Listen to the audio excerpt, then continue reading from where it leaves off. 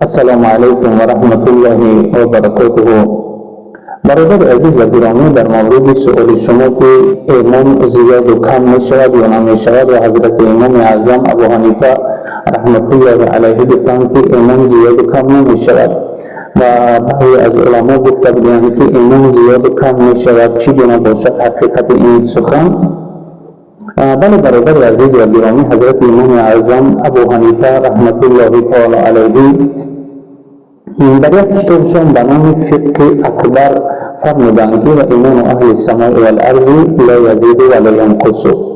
ایمان مقصد اهل زمین و آسمان مثلا زیاد و کم نمیشود، یعنی ایمان زیاد و کم نمیشود.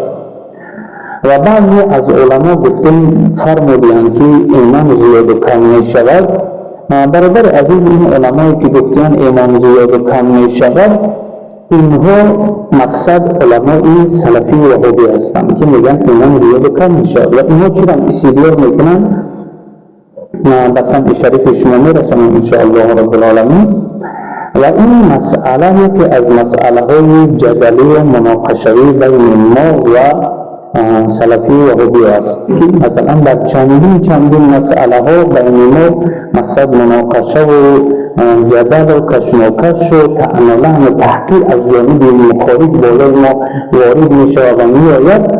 یک چند مسئله هست، یکی از همون مسئله ها همین مسئله که مقصد شما ایره سؤال کردیم و این برادرهای نامرزین، یعنی برادرهای غیر مقلد من می فرمایند که حضرت امام اعظم تون با هم خیلی میگن، حتی در یک بحث مناظره مثلا مسئله بحث مناظره زیاد کردیم در چندین سطح تلفنی و دیگر طریق تلفنی بحث مناظره و شیده و ایران با اسیاد را سنیدیم که سخن حضرت چی معنا دارد و اون استدلال و اون آیاتی را که شما استدلال میکنید چی معنا دارد. اکنون برادر عزیز همین خیلی میگن که شما مقصد میگین که ایمان زیاد و کم نمی شود. آیات کریمه ده هست که ایمان زیاد می شود و کم می شود. آیات را استدلال میکنند که استعوذ بالله انما المؤمنون الذين اذا ذكر الله وجلت قلوبهم واذا تليت عليهم آياته زادتهم ایمانا وعلى ربهم يتوكلون. یا اینکه دیگر آیات به مانند همین آیات در همین معنا که استعوذ بالله لیزدادوا ایمانا مع ایمانهم، یعنی به امثال همین معانی دیگر آیات هست با که اینها را استدلال میکنن یا نه. در آیات چنین آمده است که مقصد و هر وقت تلاوت کرده شد بر مؤمنان مثلا آیات های خداوندی را مقصد قرائت قرآن بر اونها کرده شد یا این دیگر معجزه‌ای را گفته شد مثلا ایمانشون زیاده می شود. زادتهم ایمانا، همین مثلا آیات خداوندی ایمان مسلمان ها را زیاده میگرداند یا اینکه مسلمان ها ایمانشون زیاده می شود.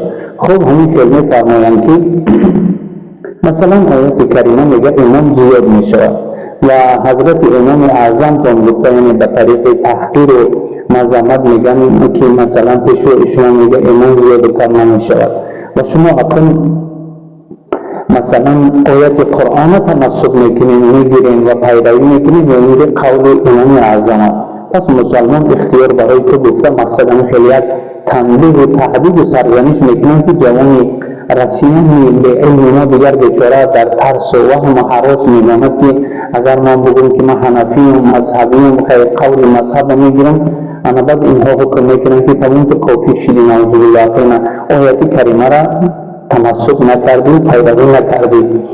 حالا اینکه این دعواگرای جانب مخالف ما از فهم و درک آیات‌های قرآن چندین کیلومترها دور هستند و همچنین از فهمیدن و رسیدن به حقیقت معنی سخن بزرگوار از حضرت امام اعظم ابو حنیفه رحمت الله علیه تا این جانب خیلی اینها دور هستند. مقصد برای فهمیدن این معانی و ایره پی بردن خیلی دور هستند. خب سخن حضرت امام چی معنا دارد؟ خود آیات کریمه چی معنا دارد؟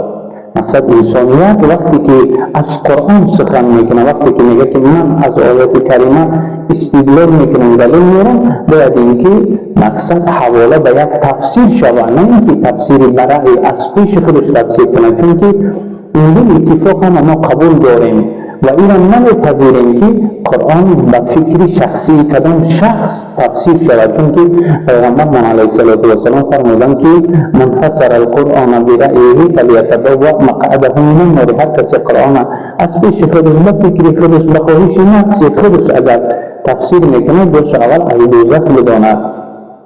در دیگر گفتن که من قال فی القرآن برأیه فاصاب فقد اخطأ.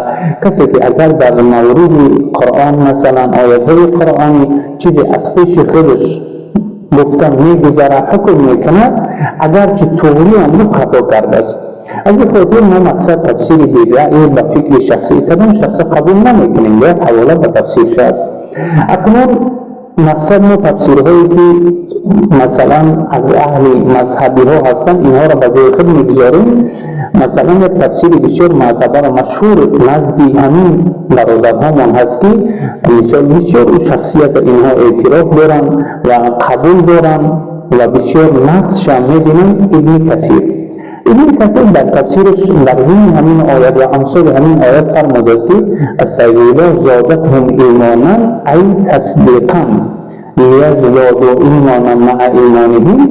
همینجا تصدیقا آورده هستند که همین آیات های قرآنی وقتی که برای مؤمنان تلاوت کرده میشود زیاده میکند همین آیات های قرآنی ایمان اونها را، یعنی ایمان زیاده نمیکند، یعنی تصدیق و یقین و مثلا اقرار اونها را مقصد زیاده میکند.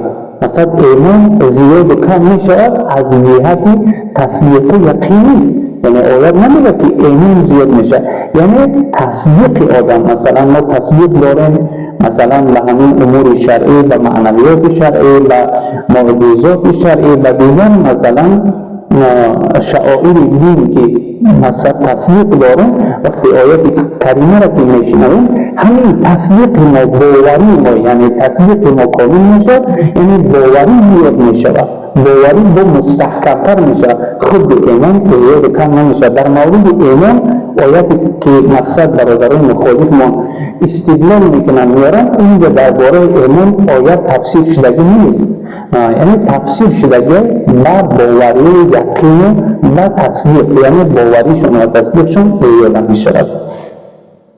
و اکمال خود که حضرت امام ابو حنیفه رحمت الله تعالی علیه در این سخنشان فرمودند که و امام اهل السماء والارض لا یزید ولا ینقص. بعضی از شروحات را اگر مراجعه کرده شود نوشته شده است که و امام اهل السماء والارض لا یزید ای من جهت المؤمن به لا یزید و ینقص من جهت الیقین و تصدیق. یعنی خود شرح توضیحات حضرت امام رحمت الله تعالی علیه با خود همین تفسیر آیات موافقت میکنه.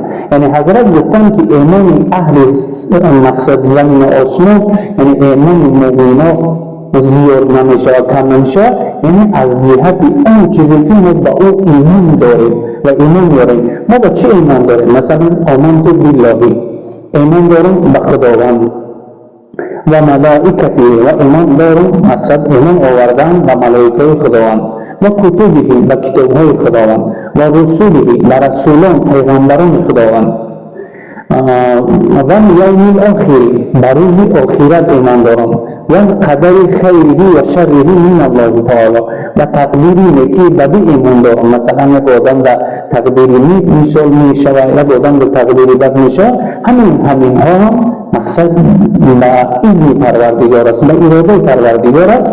مثلا من به همین ایمان دارم و به زنده گردانیدن بعد از مرانیدن، مقصد میرانیدن ایمان دارم. یعنی به 7 چیزی که مقصد ما ایمان داریم، همین 7 چیزا یکی دیگر مثلا فرض کردیم که دیگر شاخه‌های هست که داخل همین 7 شاخ داخل می شود، مثلا داخل همین هفته می شود، دیگر چیزهای مثلا وجود دوزخ، وجود جنت و دیگر عذاب و دیگر اینها، همه اینها در همین کتبی داخل است. یعنی به همین 7 چیزی که مثلا ما باور داریم، ایمان داریم، یعنی همین 7 چیز ایمان چیزی که ما میگیم ایمان مفصل میگیم، یعنی همین ایمان مفصل زیاد دیگر کم نمیشه. مثلا از زمان رحلت جناب سرور عالم صلی الله علیه وسلم تا این جایی همین 7 دیگر زیاد شدگی هم نیست و از این طرف تا الى بقای دنیا مثلا تا روزی که به دنیا باقی است مثلا دیگر کم هم نمیشه، زیاد نمیشه. یعنی منظور حضرت امام اعظم ابو حنیفه رحمت الله علیه که ایمان زیاد نمیشه و کم نمیشه، یعنی از همین 7 نه زیاد میشه نه کم میشه. اما زیاد و کم میشود از جهت یقین تصدیق، از جهت باوری و مثلا تصدیق و از جهت اینها زیاد و کم میشود. از این خاطر برادرها مراجعت کنند در کتاب شروحات این شرح و توضیحات بسیار خوب بیان شده است، لیکن چشمی به انصاف میخواهد این عمل، مثلا خاطری مثلا عادل میخواهد، میل عدالتانه میخواهد، لیکن ایران برادرها به کار نمیبرند. هدانا الله تعالی و ایاکم و کل المسلمین الی سواء السبیل. السلام علیکم و رحمت الله و برکاته.